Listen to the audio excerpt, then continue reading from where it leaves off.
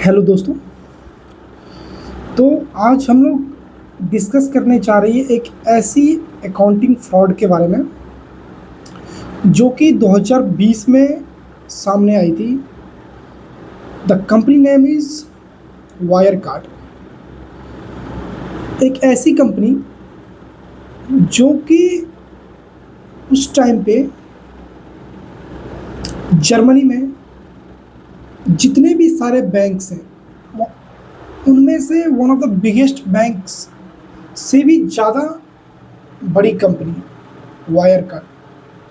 And the company has involved in the fraud of 1.9 billion dollars. एक ऐसी company जो कि रेगुलेटेड है,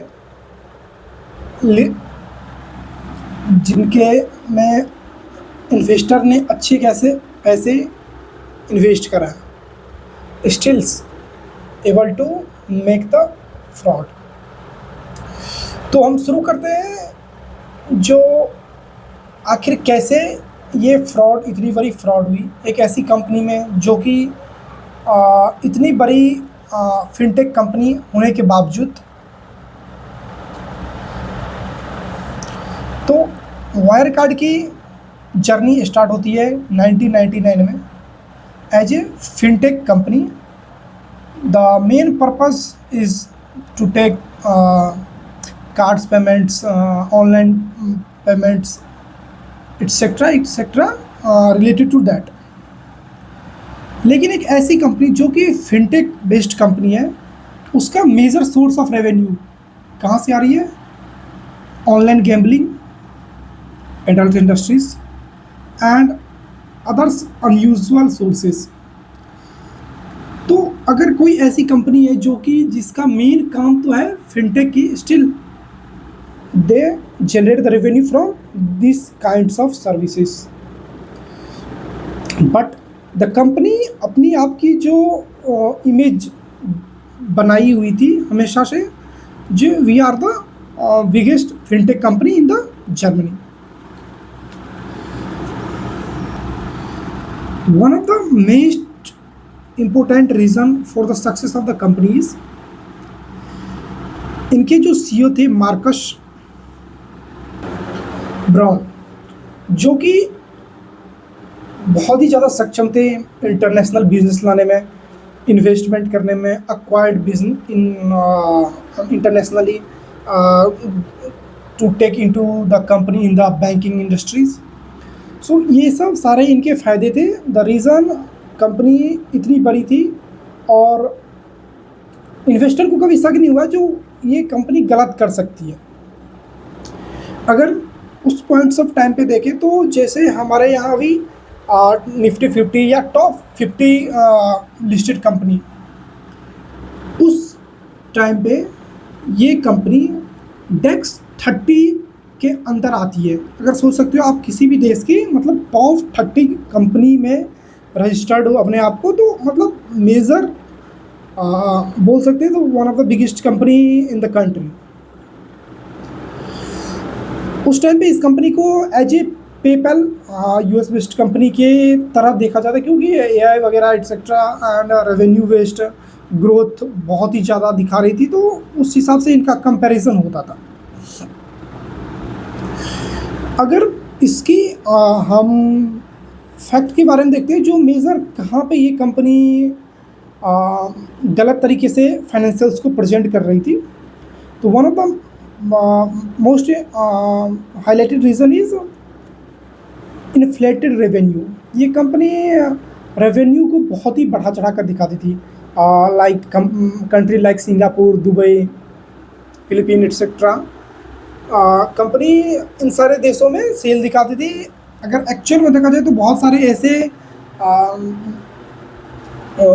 परचेजर थे, एग्जिस्ट भी नहीं करते थे, जिसको ये सेल दिखाते थे। द सेकेंड थिंग, कंपनी ने बोला जो इसने एक फिलीपीन की बैंक्स में 1.9 बिलियन डॉलर्स जमा कर रखे हैं, लेकिन जब बैंक से पूछा गया तो बैंक ने बोला नहीं भाई, मेरे पास ऐसा कोई भी पैसा नहीं है, जो कि बहुत बाद में पता चला ऑडिटर को, और उस टाइम पे इनके ऑडिटर थे E&Y।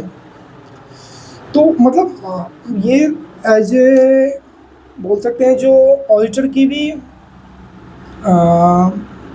नेग्लिजेंस बोल सकते हैं, जो उस पॉइंट्स ऑफ टाइम में जो इतने ज़्यादा पैसा किसी ऐसे कंट्री में बैंक में रखा हुआ है, लेकिन we did not get the direct confirmation from the banks that the actual money is in the bank accounts of the company or not.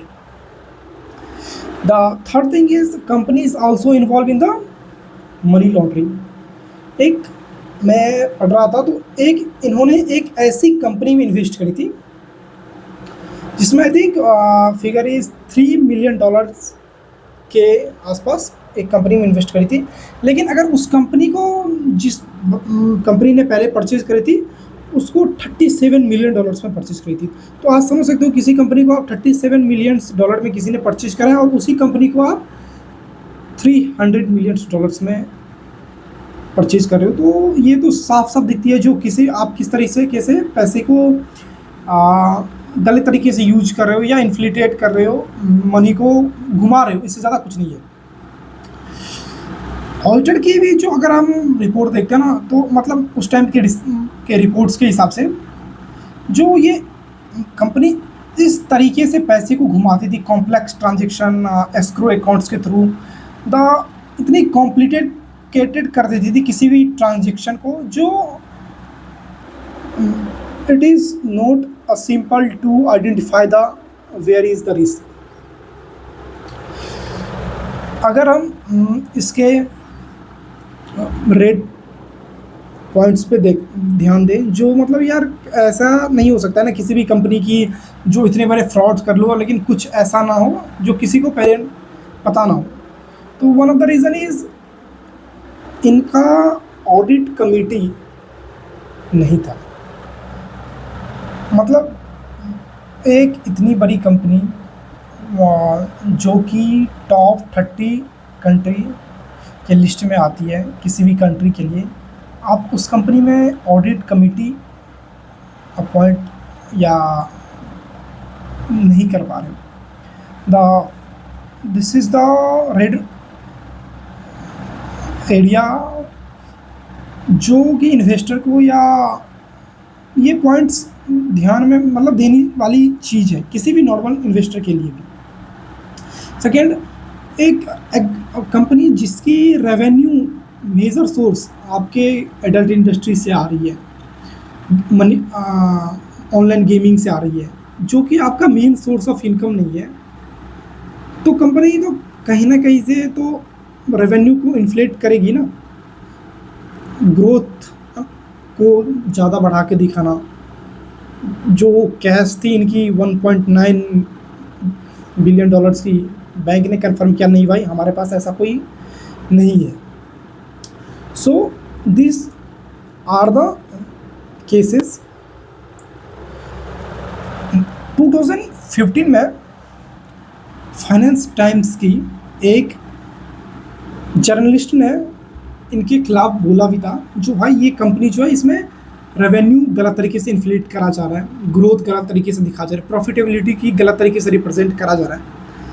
Still company इतनी बड़ी थी, इन्होंने जर्नलिस्ट पे और न्यूज़ एजेंसी पे ही एलिगेशन लगा दिए जो ये हमें बदनाम करने की कोशिश है। And the important things in this cases, जो वहाँ के गवर्नमेंट अथॉरिटी थी उन्होंने भी कंपनी को बैक किया, ना कि ये उनको एटलीस्ट ध्यान में रखनी चाहिए जो अगर कोई एलिगेशन लगाए किसी कंपनी तो we should check either it's may be true और फॉल्स। सो उन्होंने रेगुलेटरी अथॉरिटी ने भी इस कंपनी को ही बैक किया। एंड लास्टली कंपनी 2020 जून में जाकर के इनके जो CEOs थे उन्होंने एक्सेप्ट किया, हाँ जो ये पैसा बैंक में बता रहे हैं वो गलत है। एंड एक्सेप्टेंस के कुछ दिनों के बाद ही कंपनी इंसॉल्वेंसी में चली जाती है। And the CEO Marcus also get into the jail. So in as a finance points of view, कभी भी हमें किसी भी कंपनी में इन्वेस्ट करने से पहले हमें इन सब चीज़ों को ध्यान में रखना चाहिए यार। एक्चुअल में अगर कोई कंपनी, सबसे बड़ी बात तो ये है ना यार, अगर कोई मतलब फिनटेक कंपनी है, उसकी रेवेन्यू ही भाई उसके मेन सोर्सेज नहीं आ रही है, तो कहीं ना कहीं तो वो बंदा इन्फ्लेट करके ही दिखा रहा है ना, जो अगर गलत तरीके से दिखा रहा है पैसा। तो it's from my sides friends, तो हमें कभी भी फ्यूचर में अगर कोई इन्वेस्टमेंट करनी है किसी भी कंपनी के लिए, तो हमें इन सब चीज़ों को ध्यान में रखना चाहिए जो हमसे रहना चाहिए। So thank you so much for listening the videos, and if you like the video please like and subscribe the channel. And अगर कोई भी डाउट हो या कुछ आपको अच्छा लगा हो तो आप कमेंट कर सकते हैं वीडियो के लास्ट में। Thank you so much.